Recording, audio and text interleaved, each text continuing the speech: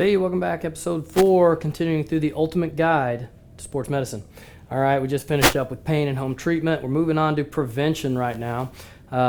This will be a little bit shorter, but there's really some good pearls in here. And here's what it says in the article. Prevention, avoid the ER. That's not very good prevention. If all we're doing is avoiding the ER, then we are missing a lot in terms of return to sport and doing that in a way that makes sense. If our only goal for return to sport is to do it in a way that where we don't end up back in the ER, then maybe we shouldn't be playing in the first place. So kind of moving through here is going to give you some basic advice. Listen to your body. But then it talks about physicians or your coaches in returning to sport. And physicians should play a vital role in your return to sport, but all their criteria is based on physiology. Bone heals in 6 weeks, soft tissue heals in 8 weeks. ACL rehab is 6 to 12 months, depending on what doctor you go to, what protocol they follow. Who's your physical therapist? Do you need to get back to sport as soon as possible, or do you have a little extra time on your hands? So their criteria is based on time frames and protocols and physiology, not based on movement quality, mobility, quality, and these things that when we're considering returning to sport and preventing injury are the actual things we need to be looking at. So a lot missing there. And then continuing down through here, starts this sentence like this: although some pain is okay, but is it really okay? I just hate that even in our medical community, we've come to accept this idea that pain is okay.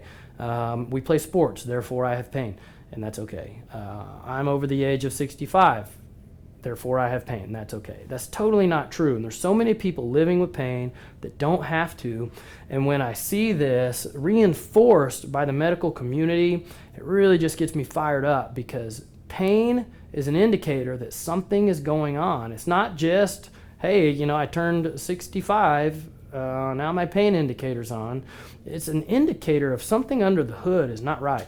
Nobody would drive their car and have their check engine light and their transmission light pop up and think, oh, although some lights on the dashboard are okay. No, nobody does that, okay? Those lights turn on because if you continue, something catastrophic is going to happen in your engine compartment or with your transmission. But we treat our bodies that we can't trade in every 3 years just so willy-nilly. It kind of blows my mind. So some pain is not okay. Is pain going to happen? Yes, it is. It's almost inevitable and unavoidable. But how we deal with that makes the biggest difference for injury recovery and looking forward to prevention. So it says follow the advice of your doctor or physical therapist to gradually return in a safe manner. Should you follow the advice of your doctor? Yes. Should you listen to your therapist? Yes. But what's the truth? When they say follow the advice for a gradual return to sport, hashtag you're on your own. All right? You're out of pain. We're discharging you. Here's some advice for return to sport.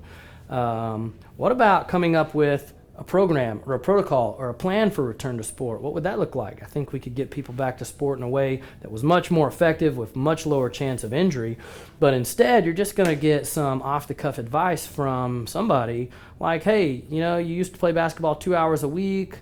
You don't have pain anymore. Maybe play 30 minutes this week, an hour the week after that, an hour and a half the week after that, and in a month you'll be back to playing 2 hours a week.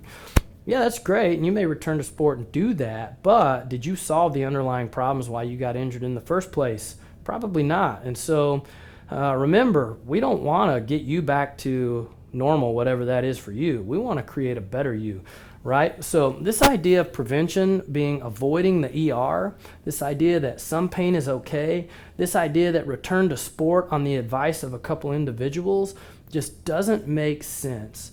And then they go through some prevention tips, practice safe techniques, wear safety gear, get a yearly physical, warm up and cool down, very good. Do cardio and strength training. That's pretty arbitrary, but we can say that's good. Stretch even a little bit every day. Yes, that's not going to hurt you at all, but I think there's a bigger conversation there. Let your body rest. That's valid. Listen to your trainer, doctor, or physical therapist. You should. Don't ignore the pain. Okay, so don't ignore the pain, but some pain's okay. So what pain do you ignore and what pain do you not ignore? A little bit of a discrepancy there. But none of these tips really help prevent, okay? They're just talking about not letting things get so bad that you have to go to the ER. When we're talking about true prevention, like, hey, we are actively trying to prevent a future injury, then what about movement? What's your movement look like? If you move like a dummy, you're probably going to get hurt. What about your training management?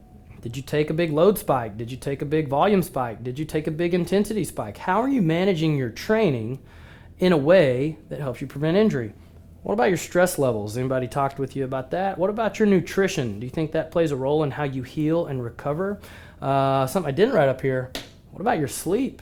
Do you sleep like crap? If you think your body heals really well on high stress and low sleep, then you're wrong. And so there's just a lot of missing things when talking about prevention here, when the idea is to stay out of the ER, but really the idea is to stay away from it altogether. So it's this idea of incomplete mechanics, incidents, and injury, okay? Injury, not getting injured, is how you avoid the ER, but how do you avoid incidents, okay? How do you manage incidents? And what I mean by that is, if you have incomplete mechanics, meaning you have poor mobility and less than optimum movement patterns, then the chances of you having pain go way up. And that's an incidence, okay? But an incidence level problem, you can still do your daily life. You can probably still train. You may just have to deal with that pain in certain ways. Versus injury, you can't do life normally, okay? You can't work normally. You can't play normally. You can't live normally.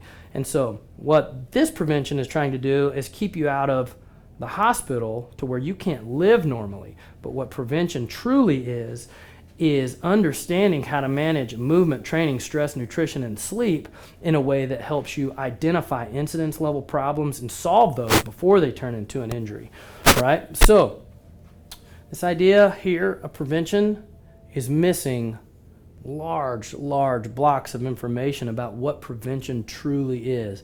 Simply practicing what is a safe technique for your sport. I don't even know if those exist. Wearing safety gear, yeah, I mean, if you don't want to roll your ankles, wear some braces, but that doesn't necessarily mean you're going to prevent injury. I mean, what are you going to do? Wear an ankle brace, a knee brace, a hip brace, a back brace, and a shoulder brace and go play basketball? Doesn't make sense.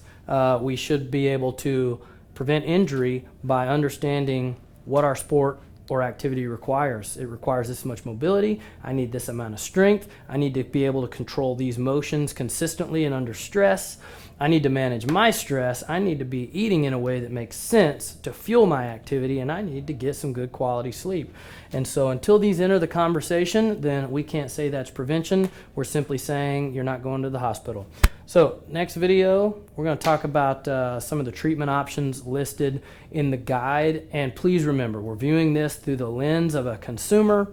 And maybe you've been injured and looking for some information on how to guide you through this process. And that's why we're going through and just poking some holes in this stuff. So next time, talking about treatment options. See you later.